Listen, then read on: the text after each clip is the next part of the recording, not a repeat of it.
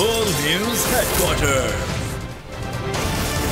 अस्सलामुअलैकुम। बोल news headquarters के साथ मैं हूं अफशीन कुरैशी और मैं हूं ज़ैनब रॉय और मैं हूं सोनिया शेख। न्यूज हेडलाइंस आपने जानी, बुलेटिन की अहम खबरों में शामिल करेंगे। सदर की हिदायत पर अमल ना हुआ, कानूनी माहिरीन हैरान, दर्जनों देहात डूब गए, शाहीनों का एक और मिशन और इमाम का शिकवा।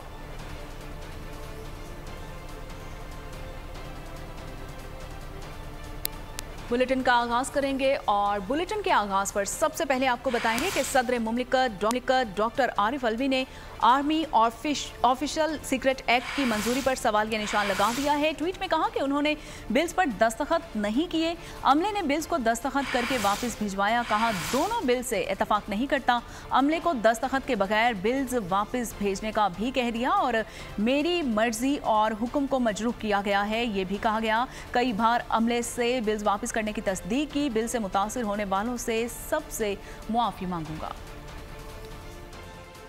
ऑफिशियल सीक्रेट एक्ट और आर्मी एक्ट पर दस्तखत नहीं किए, सदर मुमलिकत आरिफ अलवी के ट्वीट ने रियासत के लिए सवालात उठा दिए। सदर ने ट्वीट में लिखा, अमले ने कवानीन पर दस्तखत कैसे किए, उन्होंने तो बगैर दस्तखत बिल वापस भेजने का कहा था। सोशल मीडिया पर लिखा, अल्लाह जानता है मैंने ऑफिशियल सीक्रेट एक्ट और आर्मी एक्ट तरमीमी बिल पर दस्तखत नहीं किए, इसलिए कि दोनों बिल्स को दुरुस्त नहीं समझता। सदर मुमलिकत ने ऐवान सदर के मुलाजमीन की कारकर्दगी पर सवालात उठा दिए। सदर मुमलिकत का कहना था, अमले ने मेरी मर्जी और हुक्म को मजरूह किया। कई बार अमले से बिल वापस करने की तस्दीक की, बिल से मुतासिर होने वालों से माफी मांगूंगा।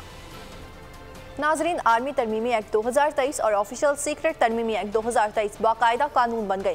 पाकिस्तान आर्मी तरमीमी एक्ट 2023 का गज़ट नोटिफिकेशन जारी कर दिया गया। आर्मी तरमीमी एक्ट का गज़ट नोटिफिकेशन सेनेट से 18 अगस्त को जारी किया गया। ऑफिशियल सीक्रेट तरमीमी एक्ट 2023 का गज़ट नोटिफिकेशन भी 18 अगस्त को जारी किया गया। सदर की तौसीक के बाद गज़ट नोटिफिकेशन सेनेट सेक्रेटेरिएट के तरफ से जारी किए गए।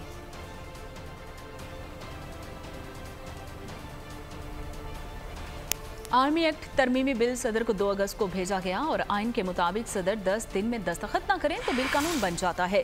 निगरान वज़ीर कानून अहमद इरफान असलम कहते हैं कि सदर मुमलिकत के सामने 2 रास्ते हैं, अगर दोनों रास्ते नहीं लेते तो कानून अमल में आ जाएगा। निगरान वज़ीर इत्तलात मुर्तज़ा सोलंकी ने कहा कि सदर ने कहा कि बिल वापस भेज दिए, हम कहते हैं नहीं भेजे। सदर ओहदे पर रहेंगे या नहीं इसका कोई इल्म नहीं है। कि सदर मुमलिकत को पाकिस्तान आर्मी में 2 अगस्त 2023 को मिल गया कि वो उस पर अपनी अगर उनकी कोई ऑब्जर्वेशंस हैं वो तहरीरी अंदाज में उनको भेजें, वापस भेज दी जाए। टाइम लिमिट कानून के अंदर लिखी हुई है और वो है 10 दिन। 10 दिन के अंदर सदर मुमलिकत या एक रास्ता लें या दूसरा रास्ता। वो यही एतराज़ात अब उस बिल पर लगाकर वो भेज सकते थे जैसा कि माजी में वो करते रहे। सदर मुमलिकत की क्या ख्वाहिश और मंशा है कि कब और कैसे वो इस आइनी ओहदे पर रहना चाहते हैं या नहीं रहना चाहते, हमारे पास कोई ऐसा इल्म नहीं है। पता नहीं सदर क्यों 27 घंटे तक बेखबर है, मामले की हकीकत क्या है ये तो इंक्वायरी के बाद ही पता चलेगा। निगरान वज़ीर आला सिंध मकबूल बाकर की बोल न्यूज़ के प्रोग्राम बस बहुत हो गया में बातचीत। मकबूल बाकर ने बताया कि बिल्स के मामले पर सदर भी इंक्वायरी करा सकते हैं, मामला अदालत में जा सकता है। सदर अगर सच कह रहे हैं तो ये इंतहाई संगीन मसला होगा। जस्टिस रिटायर्ड मकबूल बाकर ने कहा कि इलेक्शन के लिए एतमाद की बेहतर फ़िज़ा बनाई जाएगी। सूबे में अमन अमान के मसाइल इंतहाई अहम हैं। में नहीं आ रहा, ये क्यों कर मुमकिन हो सकता है कि सदर साहब 27 घंटे तक बेखबर रहे। सदर साहब ने इंटरनल इंक्वायरी भी नहीं इनिशिएट की। बहरहाल हक़ाइक़ सामने आ जाएंगे, इंक्वायरी होगी। अगर सदर साहब ने खुद इंक्वायरी इनिशिएट नहीं की तो मैं समझता हूँ गवर्नमेंट की जिम्मेदारी है और मुमकिन है कोर्ट भी इस चीज़ का नोटिस ले ले तो मामला ज़रा सामने खुल के आ जाएंगे, उसकी हकीकत भी। और जो सदर साहब फरमा रहे हैं उसका अगर खुदा न खास्ता ये दुरुस्त है तो उसका भी एंडोर्समेंट हो जाएगा और फिर उसके अपने रिपरकशंस होंगे और उसकी अपने इम्प्लीकेशंस होंगे। एतमाद की फ़िज़ा है, यकीनन उसको पुख्ता कर लिए। उसको बढ़ावा देने के लिए गवर्नमेंट जो कुछ कर सकती है वो करना चाहिए। लॉ एंड ऑर्डर के लिए जो हो सकता है वो हम इंशाल्लाह करेंगे और यही यकीनी कोशिश रहेगी हमारी कि लोगों का एतमाद जो है उसको बहाल करें, उसको बढ़ा सकें। नाज़रीन, सदर मुमलिकत के ऑफिशियल सीक्रेट एक्ट और आर्मी एक्ट के हवाले से ट्वीट ने नई सियासी रहस छेड़ दी। साबिक वज़ीर ख़ज़ाना इसहाक़ डार ने सदर मुमलिकत के ट्वीट को नाकाबिले कबूल करार देते हुए आरिफ अलवी से इस्तीफ़े का मुतालबा कर दिया। सेनेटर रज़ा रब्बानी ने सदर मुमलिकत के इल्ज़ामात को संगीन करार दे दिया। पीपल्स पार्टी के रहनुमा कमर ज़मान कायरा का भी हैरत का इजहार, कहा कि सदर की जगह कोई और दस्तखत करे ये मुमकिन नहीं। साबिक वफाकी वज़ीर दाखिला राना सनाउल्लाह ने सदर मुमलिकत को शदीद तनकीद का निशाना बनाया, कहा कि छोटे आदमी को बड़े ओहदे पर बिठा दिया गया। ट्वीट करके जो है इन्होंने रियासत का जो है इन्होंने मजाक उड़ा दिया। एक छोटे आदमी को एक बहुत बड़े मनसब पे बिठाने की इतने भयानक नतीजा हो सकता है, मेरा ख्याल है कि ये किसी ने सोचा ना हो। सदर के मनसब के और उसके रुतबे के ये शायान शान ही नहीं है इस तरह का ट्वीट जो है वो करें। ये बड़ी अचंभे की बात है, लेकिन मेरा ख्याल है इस ट्वीट के बाद हमें प्रेसिडेंट हाउस के ऑफिशियल बयान का इंतजार करना चाहिए, कोई भी अपने रिस्पॉन्स देने से पहले। ये बहुत अजीब बात है, बहुत खतरनाक बात है। सदर मुमलिकत के जगह कोई और दस्तखत कर दे या इस तरह का कोई गलत बयानी हुई हो, ये highest office of the country है, ये पॉसिबल नहीं। साबिक वज़ीर आज़म शहबाज शरीफ लंदन पहुंच गए हैं और सुलेमान शहबाज भी शहबाज शरीफ के हमरा होंगे। शहबाज शरीफ की आज नवाज शरीफ से मुलाकात भी मुतवक्के है।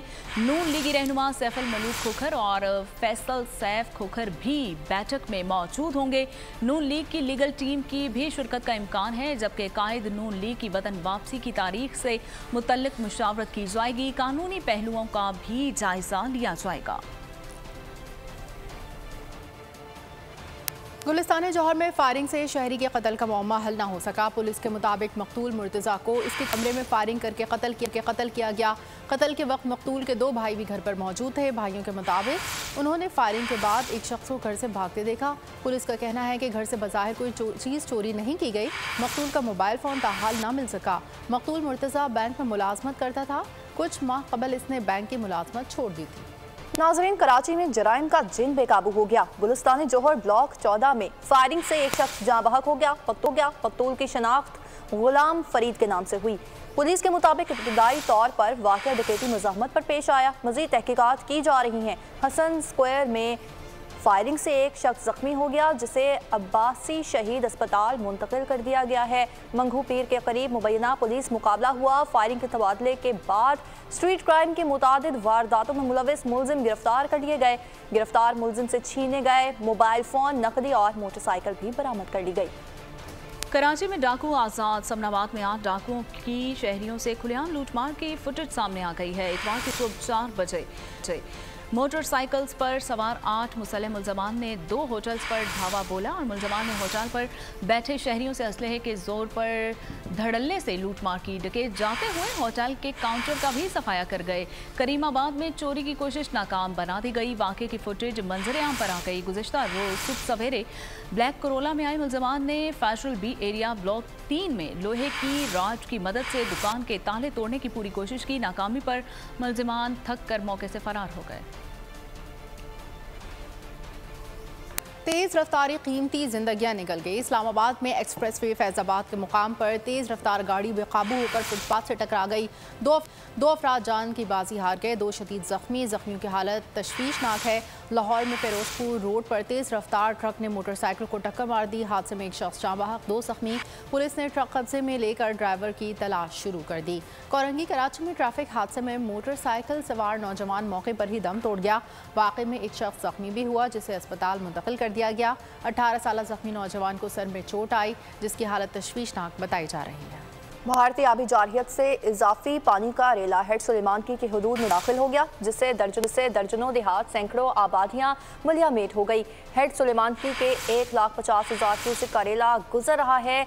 कल तक मजीद 50,000 क्यूसिक सुलेमान की हेड वर्क्स में शामिल होने का भी इम्कान है, जिसके बाद कुल 2,35,000 का रेला गुजर सकता है। इंतजामिया ने हेड सुलेमान की हेड वर्क्स को बचाने के लिए ब्रीचिंग पॉइंट तश्कील दे दिए हैं, जबकि धरंगा बंद पर भी ब्रीचिंग पॉइंट बना दिए गए हैं। और चिन्योट के चूनिया कंगनपुर में दरिया सतलुज के पानी की सतह में मुसलसल इजाफा, सैकड़ों देहात ज़ेरे आब आ चुके हैं, हजारों अफराद बेघर हो गए हैं। मजीद जानते हैं हमारे नुमाइंदे अली रजा से। अली रजा, बताइएगा क्या सूरत हाल है इस वक्त वहाँ की? भारत की जानब से आबी जहारियत का सिलसिला जारी है। बड़े बड़े सैलाबी जो रेले हैं वो पाकिस्तान की हदूद में दाखिल हो रहे हैं, जिसकी वजह से दरिया सतलुज के जो पानी में इजाफा होता जा रहा है। इस सैलाबी रेले में लोगों के माल मवेशी बह गए हैं।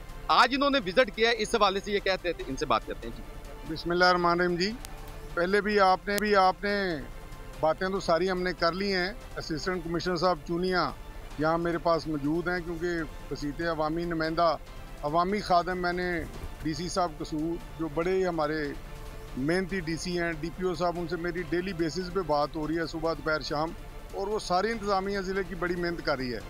ठीक है अली रजा, बहुत शुक्रिया। आगे बढ़े और आपको बताएं कि भारतीय सैलाबी रेले से दरिया सतलुज बिफरने लगा है और दरिया सतलुज से करीबी बस्तियां ज़ेरे आब आ गई हैं। लोग अपनी मदद आप के तहत नकल मकानी करने पर मजबूर हो चुके हैं।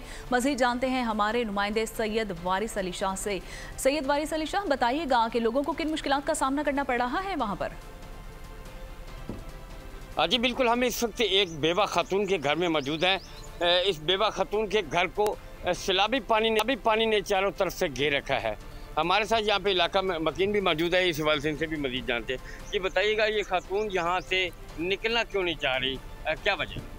सर जी, इसकी ख़ास वजह ये है कि इसके 4-5 बच्चे, इसका खामद भी फौत हो चुका है और इसका कोई ज़रिया नहीं, ये कहाँ जाए। अगर ये इनको छोटे छोटे बच्चे हैं, इनको लेके जाए तो कहाँ जाए। ये जो है ना, गवर्नमेंट से ये हमारी दरख्वास्त है, कम अज़ कम इसके लिए कोई मुतबादल जगह मुंतकिल करें जहाँ पर ये अपने बच्चों को लेकर जाए। इलाका, ये पूरे इलाके को परेशानी है, बहुत परेशानी। लेकिन कसूर में दरिया सतलुज के हेड गंडा सिंह की डाउन साइड पर सैलाब ने तबाही मचा दी, हज़ारों एकड़ पर खड़ी फसलें तबाह हो गई। मजीद जानते हैं अपने नुमाइंदे महर अब्दुर्रहमान से। जी महर अब्दुर्रहमान, बताइएगा इस वक्त क्या सूरत हाल है डाउन साइड पर? जी बिल्कुल, आज हम आपको बताएंगे हेड गंडा सिंह की डाउन साइड पे जो दरिया ने तबाही मचाई है उसके मुतल्लिक बात करेंगे। हम आज से पहले जितनी भी रिपोर्टिंग की गई है वो दरिया से अप साइड पे, हेड गंडा सिंह के अप साइड पे की गई, डाउन साइड पे आज हम पहुंचे हैं तो इधर भी तबाही का मंजर है। हज़ारों एकड़ पर खड़ी फसलें जो है वो बिल्कुल तबाह बर्बाद हो चुकी है और कई एकड़ रकबा भी दरिया बुर्द हो चुका है। मेरे साथ एक गाँव के लोग मौजूद हैं, इनसे पूछते हैं कि आगे कौन कौन से देहात हैं, जो अहम देहात है जिनके अंदर पानी दाखिल हो चुका है। जी आप बताएंगे ना? पेड़ियां समान वाला, रतने वाला, रंगे वाला, ठट्ठी बिशके वाला, ये सारे गांवां दे विच पानी तबाही ला गया। तो रेस्क्यू 1122 का अमला को मदद कर रहे हैं रैक्स वाले। जी बहुत शुक्रिया अब्दुर्रहमान इस हवाले से आगाह करने के लिए। और अब आपको बताएं कि पाक फौज के जवान कसूर में सैलाब ज़दगान के इमदादी सरगर्मियों में मसरूफ़ हैं। सैलाब से मुतासरा इलाकों गंडा सिंह वाला, धुपसरी, अटारनी, घट्टी, कलंगर, होलाके, जुमे वाला, कमालपुरा, बकर के निजाबत में इमदादी कार्रवाइयाँ ज़ोरों शोर से जारी हैं, जबकि दिन भर हज़ारों अफराद को सैलाब से निकालने और महफूज मकामात पर मुंतकिल किया जा रहा है। पाक ने हज़ारों मुतासरा ख़ानदानों में 16 टन मुफ्त राशन भी तकसीम किया। इसके साथ ही सैलाब ज़दगान के लिए ज़रूरी तिब्बी इमदाद का भी खातिर ख्वाह इंतज़ाम किया है।